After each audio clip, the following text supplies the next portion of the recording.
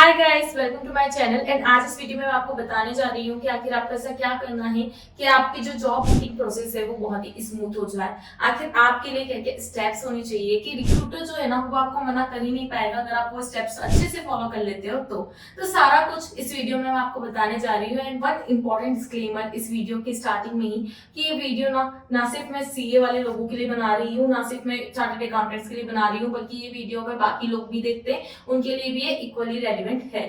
तो क्योंकि job hunting process जो होता है वो काफी ज्यादा लंबा होता है, तो मैंने इस वीडियो को जो है ना कुछ स्टेप्स में डिवाइड कर दिया है। So I divided this whole video into 5 parts and मैं आपको एक एक स्टेप जो है पूरा अच्छे से एक्सप्लेन करने वाली हूँ। So it is recommended for you कि आप इन स्टेप्स का प्रॉपर नोटिंग डाउन करते चले जाएं। आप इस वीडियो को पूरा देखेंगे एंड अच्छे से मैं जो भी बता रही हूँ आपको जो है उनके की पॉइंट्स, उनके आपको जो पूरे नोट्स अच्छे से बना लेने हैं। So open your diary, take your pen and आप अच्छे से इनको पूरा नोट डाउन करिए सो दैट आपसे कहीं पे भी इंपॉर्टेंट स्टेप जो है वो मिस आउट ना हो। तो इसलिए आप प्रॉपर से सब कुछ जॉट डाउन करते चलो। तो let's start this video and बात करते हैं हमारी पहली स्टेप की। तो पहला स्टेप आपको ये करना है कि ऐसा नहीं है कि आपने जैसे क्वालिफाई किया तो आप रैंडमली जो है हर एक कंपनी में अप्लाई करने लगो। आपके लिए हर एक कंपनी जो है वो रेलिवेंट नहीं होती है। So first of all you just have to do your research about the company की कहाँ कहाँ जो है आपकी प्रोफाइल से रिलेटेड जो है आपके लिए जॉब्स हो सकती है। तो आपको जॉब हंटिंग से पहले, कहीं पे भी अप्लाई करने से पहले you have to invest your time in researching about the companies जहाँ पे आपके लिए जो है आप अप्लाई कर सकते हो, जहाँ पे आपके लिए अच्छे अच्छे रोल्स हो सकते हैं, जहाँ पे आपकी प्रोफाइल की जो जॉब्स है वहाँ पे हायरिंग हो। ऐसे आपको अपना टाइम इन्वेस्ट करना है एंड आपको अपना प्रॉपर से रिसर्च अच्छे से करना है।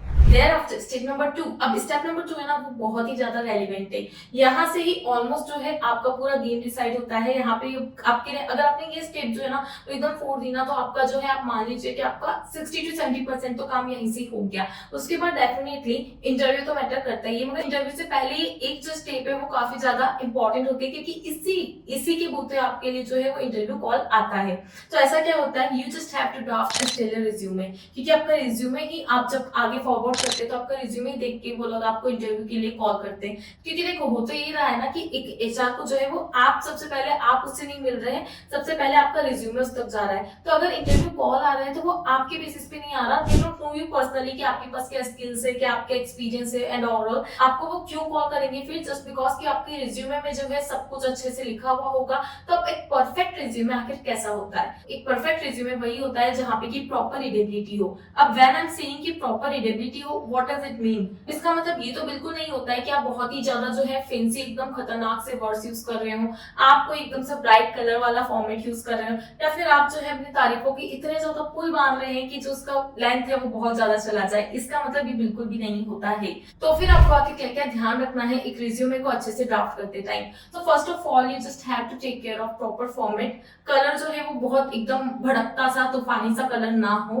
प्रॉपर उसका अलाइनमेंट अच्छे से होना चाहिए, स्पेसिंग उसका सब कुछ प्रॉपर होना चाहिए, उसका जो फॉन्ट साइज है और जो उसका फॉन्ट टाइप है वो पूरा अच्छे से प्रॉपर होना चाहिए। बिकॉज क्या होता है कि 90% रिज्यूमे में, बल्कि 90% से भी ज्यादा रिज्यूमे में ये लिखा होता है कि we are good with MS Word, we are good with MS Excel and all.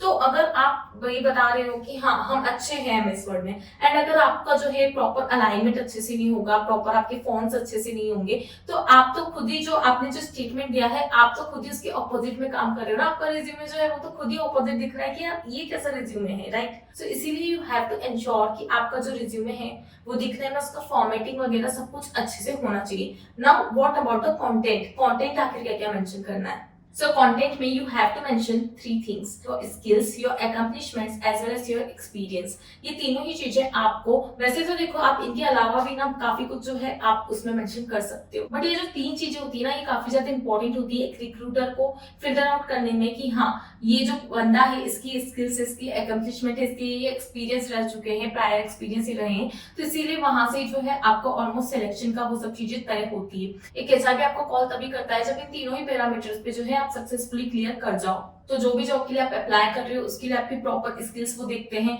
आपका पहले का एक्सपीरियंस रहा है वो पूरी चीज देखी जाती है और साथ ही में आपके अकम्पलिशमेंट भी देखे जाते हैं। तो ये तीनों चीजें आपको अच्छे से उसमें मेंशन करनी है। अब कुछ बहुत बड़े बड़े पैराग्राफ में मेंशन नहीं करना है, आपको उसमें बुलेट्स जो है बुलेट्स पॉइंट्स में आपको बनाना है। उसके बाद आपको जो कीवर्ड्स है उनको आपको बोल्ड करना है ताकि वो हाईलाइट हो सके। And last important thing is कि जितना ज्यादा हो सके एक्सप्रेसिव न्यूमेरिकल टर्म्स, जितना ज्यादा हो सके चीजों को क्वांटिफाई करो। फॉर एग्जाम्पल अगर आप एक सीए हो और आपने ऑडिट वगैरह किया हुआ है तो कितनी टर्नओवर की कंपनी में ऑडिट किया है, टीम जो लीड करी, कितने मेंबर्स की टीम लीड करी, वो सब चीजें आप उसको नंबर्स टर्म में शो कर सकते हो। वैसे मैं आपको बता दूं कि आपके लिए एक सरप्राइज है, अगर आप अपना परफेक्ट रिज्यूमे जो है वो ड्राफ्ट करवाना चाहते हो या फिर आपने ऑलरेडी रिज्यूमे बना लिया है और आप उसका रिव्यू करवाना चाहते हो तो Ultramatics is also offering this services. तो आप लोग एक बार डिस्क्रिप्शन में जरूर से चेक करना, वहां पे एक कोड है, तो वो कोड जब आप लगाते हो तो आपको अच्छा खासा जो है वहां पे डिस्काउंट मिल जाएगा। एंड काफी वैसे भी काफी मतलब डिस्काउंट के अलावा भी काफी ज्यादा नॉमिनल रेट्स है, एक बार आप उसको प्लीज जरूर से चेक करिएगा, because we are having experts in our team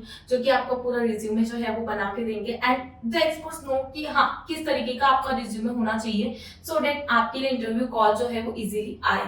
तो आई थिंक आपको डेफिनेटली इस पे इन्वेस्ट करना चाहिए, बिकॉज आपके लिए कॉल्स आना बहुत ज्यादा इंपॉर्टेंट हो जाता है, क्योंकि एक रिज्यूमे की वजह से आपके लिए जो गोल्डन अपॉर्चुनिटी है वो मिस बिल्कुल भी नहीं होना चाहिए। Now let's move forward in this video and discuss about our third step. So third step होना है आपके लिए networking. So when I am telling you networking, तो देखते हैं कि आपकी नेटवर्किंग के फायदे क्या क्या हो सकते हैं। सो सबसे पहले तो आप नेटवर्किंग का यूज कर सकते हैं to ask for the referrals. आप नेटवर्किंग यूज कर सकते हैं ये जानने के लिए कि आखिर किस तरीके के कंपनी में क्वेश्चंस पूछे जा सकते हैं। फॉर एग्जांपल अगर मेरा जेनपेक में इंटरनल ऑडिट का इंटरव्यू शेड्यूल हुआ है तो मैं क्या कर सकती हूँ कि जो भी जेनपेक में वर्क कर रहा है इंटरनल ऑडिट डिपार्टमेंट में, तो मैं उनसे पूछ सकती हूँ कि किस तरीके के क्वेश्चंस बन सकते हैं, किस तरीके के क्वेश्चंस पे इंटरव्यू में एक्सपेक्ट कर सकती हूँ। तो इसमें क्या होगा कि अगर ऑलरेडी कोई पर्सन जो कि जेनपेक में इंटरनल ऑडिट डिपार्टमेंट में वर्क कर रहा है तो बेसिकली उसे पता होता है एंड इस बात की पॉसिबिलिटी होती है कि अराउंड 80 to 90% जो है उन टॉपिक्स में से पूछा जा सकता है। Also, networking can help you in determining the salary range if you want to do salary negotiation. Networking can also help you in getting some insights about company's work culture. So these are some reasons how networking can be helpful for you. Now let's discuss step 4. That is focus on skills as well as experience. अगर आप एक fresher है तो आपको ध्यान रखना है कि आप अपने रिज्यूमे में इनफ स्किल्स जो हैं वो लिखें। बिकॉज एज अ फ्रेशर आपके पास इतना ज्यादा एक्सपीरियंस होता नहीं है शो करने के लिए, तो इसीलिए आपको ध्यान रखना है कि आप जो स्किल्स है वो जितना भी जॉब डिस्क्रिप्शन में जो भी स्किल्स कोट करी गई है आपकी स्किल्स जो है रिज्यूमे में वो होनी चाहिए। अगर आपने पहले आर्टिकलशिप, इंटर्नशिप कुछ भी करी है तो आप वो चीज भी अपने रिज्यूमे में शो कर सकते हैं। आप पूरा बता सकते हैं कि आपने किन किन एरियाज में काम किया है। स्किल सीखने के लिए आप अब इसके लिए कोर्सेज तो कर सकते हैं, लेकिन ध्यान रहे कि वो जो लर्निंग है वो आपको पूरा अच्छे से आना चाहिए। अगर आपने अपने रिज्यूमे में कुछ भी ऐसे सर्टिफिकेशन कोर्स के बारे में मेंशन किया है जिसका आपके पास सर्टिफिकेट तो है लेकिन उसके बारे में अगर आपसे पूछा जाता है तो आप उसका जवाब नहीं दे पाते हैं, तो आपको फिर उसका बेनिफिट नहीं मिलने वाला है, बल्कि वो आपके लिए एक डिसएडवांटेज बन जाएगा। बट मेक श्योर कि आप स्किल्स या फिर एक्सपीरियंस में ओनली वही चीजें लिखें जिनके बारे में अगर आपसे क्वेश्चन पूछा जाए तो आप इजीली उनका आंसर कर पाए। Now our last and fifth step is appearing for mock interviews. आपको अपनी प्रिपरेशन बहुत ही अच्छे से करनी है। आपको अलग अलग कंपनीज का रिसर्च करना है कि किस कंपनी में आखिर किस तरीके के टॉपिक्स जो हैं वो कवर करे जाते हैं, किस तरीके के टॉपिक्स पे ज्यादातर क्वेश्चन बना करते हैं। इसके लिए मैंने एक प्लेलिस्ट भी बनाई हुई है, आप वहां पे जाके देखेंगे तो आपको काफी सारे अलग अलग कंपनीज के क्वेश्चंस मिल जाएंगे। तो आप वहां से जो है अलग अलग कंपनीज के अलग अलग क्वेश्चंस जो है वो प्रिपेयर कर सकते हैं। एंड सब कुछ अराउंड कुछ ही सेकंड्स के शॉर्ट्स है, तो आप इजीली जो है आप बहुत सारे शॉर्ट्स अलग अलग देख सकते हैं सो दैट आपको पता चले कि ओवरऑल जो है किस तरीके के क्वेश्चंस बना करते हैं। तो एक बार जब आपको क्वेश्चंस पता चल जाते हैं उसके अकॉर्डिंग आपको आंसर्स प्रिपेयर करने हैं एंड देयर आफ्टर आप उसको प्रैक्टिस के लिए आप मॉक इंटरव्यूज हमारे जो अल्ट्रामेटिक्स की साइट है वहां पे जाके आप एनरोल हो सकते हैं। आप मॉक इंटरव्यू के लिए एनरोल होते हैं ना तो इससे ना सिर्फ आपकी प्रैक्टिस होती है बल्कि आपका जो कॉन्फिडेंस लेवल है वो भी बढ़ता है। आपको समझ में आता है कि आखिर किस तरीके के क्वेश्चन जो है वो आपसे पूछे जा रहे हैं, आप उनका किस तरीके से आंसर कर पा रहे हैं। आपको इसी के साथ साथ एक्सपर्ट का फीडबैक भी मिलता है जो कि आपके लिए काफी ज्यादा यूजफुल हो सकता है। साथ ही एक्सपर्ट भी आपको कुछ टॉपिक्स, कुछ क्वेश्चंस बता सकते हैं जो कि आपको प्रिपेयर करना चाहिए फॉर इंटरव्यूज। तो जिस तरीके से जब हम स्कूल में होते थे तो एकदम फाइनल एग्जाम से पहले हमारे छोटे छोटे जो है क्लास टेस्ट लिए जाते थे ताकि हमारे एग्जाम के लिए प्रैक्टिस जो है वो अच्छे से हो सके। तो उसी तरीके से आपको अपने मेन इंटरव्यू से पहले आपको मॉक इंटरव्यू के लिए भी अपेयर करना है सो दैट आपकी प्रैक्टिस अच्छे से हो सके और आपको समझ में आए कि आखिर आपको किन किन एरियाज में इंप्रूवमेंट की जरूरत है। So this is all about कि किस तरीके की आपकी पूरी जॉब सर्च की जो जर्नी है वो होनी चाहिए एंड किस तरीके से अगर आप प्रिपेयर करते हैं तो रिक्रूटर जो है वो आपको गारंटीड हायर करने वाला है। तो I hope that this steps are relevant for you. So if you like this video, if you like this content, then do subscribe my channel. See you in the next video. Bye bye.